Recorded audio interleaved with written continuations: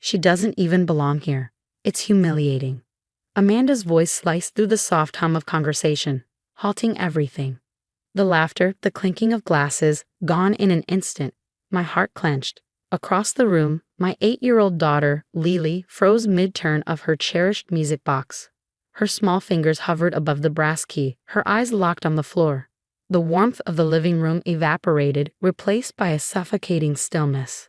I'm Emma, and I never imagined hearing words like that about my child, especially not from Amanda, my brother's new wife. Lily was diagnosed with autism at 4. She may experience the world through a different lens, but her heart? It's the most radiant thing I know. What did you just say? I asked, trying to steady the tremble in my voice. Amanda, draped elegantly on the edge of our parents' ornate sofa, like she was posing for a catalog shoot, sighed and rolled her eyes. Oh, come on, Emma. Someone had to say it. She just sits there, fiddling with that music box, barely saying a word. It's a party, not a therapy session. The air turned brittle. Conversations died mid-sentence. My brother, Michael, shifted in his seat, eyes glued to the floor. The silence from him hit harder than Amanda's cruelty. We'd grown up side by side in this house. We were a team. Now he wouldn't even defend his niece. She's family, my mom offered gently, though the conviction in her voice faltered.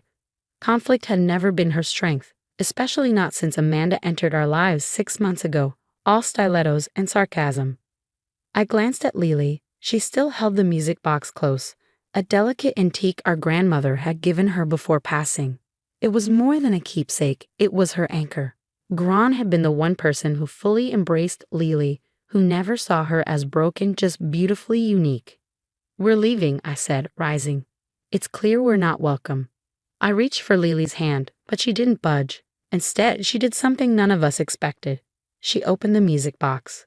The soft, familiar melody filled the room, Over the Rainbow, Gran's favorite. But then Lily's voice rose gently to meet the notes, singing each line with haunting clarity. Her voice, usually barely above a whisper, carried through the stunned silence, every note tender, perfect. Amanda's smugness cracked. My mom's eyes glistened.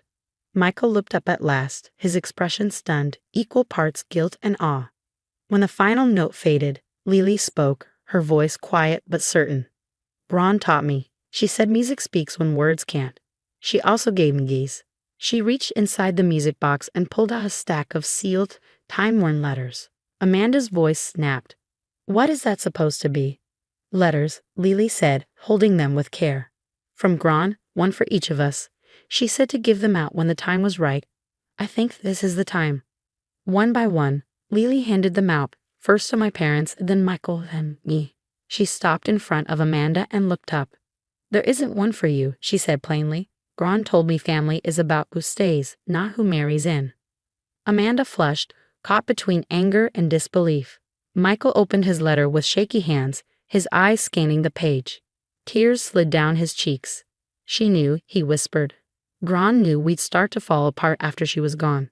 That some people would try to rewrite what family means. He looked at Amanda with fresh eyes, really looked at her, and said nothing. Across the room, my parents read their letter together, their hands clasped tight, their faces softened by sorrow and something deeper, recognition. I opened mine, the scent of Gran's perfume rising from the paper, her handwriting looping with familiar grace. My dearest Emma, by now things have changed. But family, real family, isn't about appearances or perfection. It's about love, loyalty, and seeing each other fully. Lily doesn't just see the world differently, she sees it more clearly. She sees hearts, not faces, intentions, not appearances. Trust her. I always did. There's one more thing in the music box. Something to remind everyone what really matters. Let her share it when she's ready. With all my love, Gran. I looked up just in time to see Lily reaching back into the music box. Her fingers closed around something hidden beneath the velvet lining, something she kept safe until now. Amanda stood abruptly, her voice brittle. You're letting a child manipulate you. She doesn't even function normally. But nobody responded. No one even looked at her.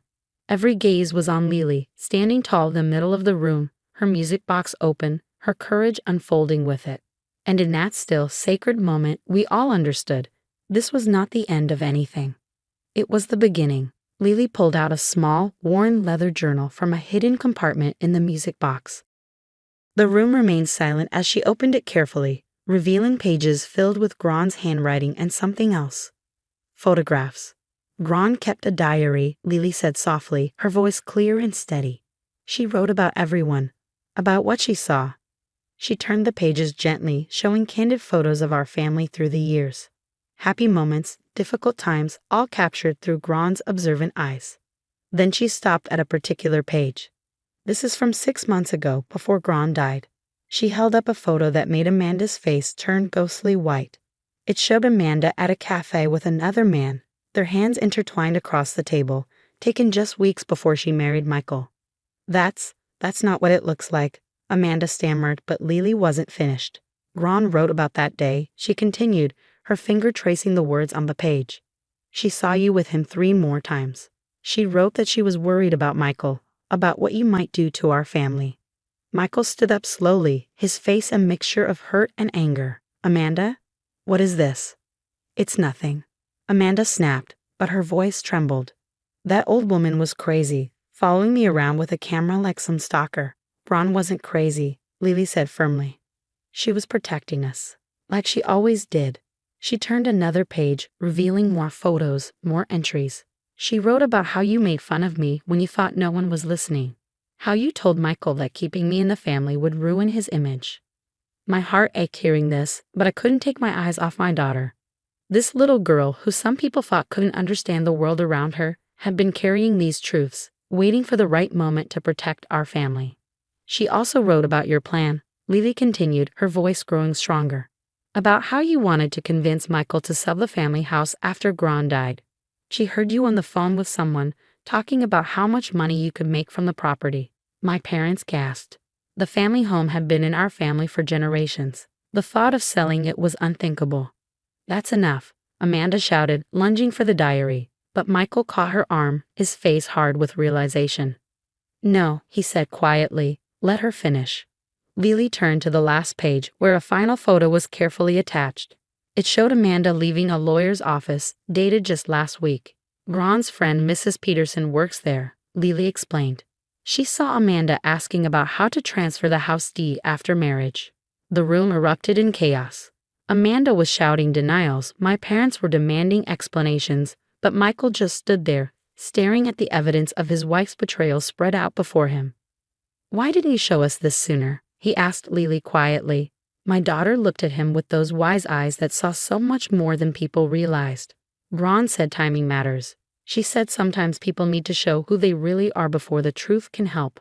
I moved to stand behind Lily, placing my hands protectively on her shoulders. But she didn't need my protection anymore. She had grown stronger than any of us had realized.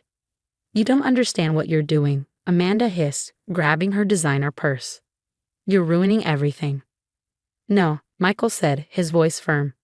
You did that yourself. He turned to Lily, kneeling down to her level. Thank you, sweetheart, for watching over us, just like Gron asked you to. Amanda stormed out, the door slamming behind her. The sound echoed through the house, marking the end of her presence in our family. My parents embraced Lily, their eyes filled with tears of gratitude and regret. We're so sorry, Mom whispered, for not seeing everything sooner, for not standing up for you stronger. But Lily just smiled, that beautiful, pure smile that lit up her whole face. Gron said family sometimes loses its way, she said, but love always brings them back home. She closed the music box gently, the familiar melody playing one last time. But there was still one more secret hidden inside, one final gift from Gron that would heal our family completely. The last part of the music box had a small folded paper and a tiny key. Lily carefully unfolded the paper and smoothed it out with her hands. It's Gron's real will, she said quietly. Michael leaned in, confused. But we already read the will months ago. Mom nodded. The lawyer handled it all after Gron passed. That wasn't Gron's real lawyer, Lily explained. Gron wrote that Amanda made her use someone else. But Gron kept the real will safe. She held up the key. This opens her safety deposit box at the old bank downtown. I remembered that bank. Gron had always used it, even when newer ones opened. Now I knew why. She was protecting our family, even after she was gone. The next morning, we all went to the bank. When the box opened, we found another letter from Gron and some legal papers that changed everything. The house, Mom said, her eyes wide. She read from the papers. Bron said it can never be sold. It belongs to a family trust, for Lily. Tears filled my eyes as I read Gron's letter. She had watched Lily grow, seen how special she was, and knew Lily was the right one to take care of our family's home and memories. Lily sees the truth where others only see differences, Gron wrote. She'll protect our home and keep our family together, just like she protected this will until the right time. Michael, who had started the process to divorce Amanda that morning, knelt beside Lily. You saved our home. You saved all of us. Lily smiled, a calm, knowing smile that reminded me so much of Gron. Gron said home isn't just a place, she said. It's where family remembers who they really are. In the months that followed, our family grew close again. The house became warm and full of laughter. Michael spent more time with Lily, and he began to see the world through her eyes. One evening, as we sat on the porch swing Gron had loved, Lily opened her music box again. As the melody played, she showed me a photo she had kept hidden until now. It was of Gron holding baby Lily, looking at her with love and pride. On the back, Gron had written, "Some see her difference as a problem. I see it as her superpower. She'll show everyone that love is louder than words, and truth is brighter than how things look." Ron knew you needed time to believe in yourself, I told Lily, hugging her close. She knew you'd show the world your strength, your way. She said being different isn't wrong, Lily replied, her voice strong. It's just a better way of seeing things. When the real will was shown, Amanda's claims to the house and family estate were thrown out. She left quickly, and we didn't see her again.